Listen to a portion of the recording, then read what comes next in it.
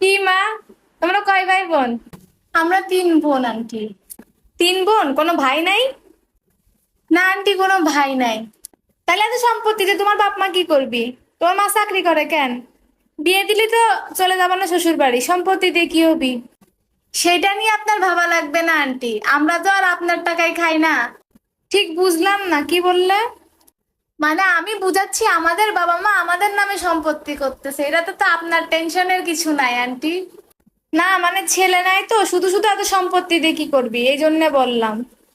ছেলে নাই বলে তো আর কোনো সম্পত্তি থাকবে না, এর তো কোনো মানে নাই আন্টি। আমরা তো আছি, আমরা কি মানুষ না? ভাই থাকলে এটা সুবিধা না, বাবা মাকে দেখতো। মেয়েরা তো আর বাবা মাকে দেখে না, চলে যায় শ্বশুর বাড়ি। কোথায় লেখা আছে আন্টি মেয়েরা মা বাবাকে দেখে না? আমি এমন কি বললাম? যা সত্যি তাই বললাম। না, আপনি এমন ভাবে বলতেছেন মনে হচ্ছে আমার মা বাবার থেকে আপনারই বেশি টেনশন লাগে গেছে, আমরা তিন বোন এই জন্য। সত্যি কথাটা বলাটাই ভুল হয়ে গেছে, ভাই নাই এটা তো মানতে হবে, সত্যি কথা যা।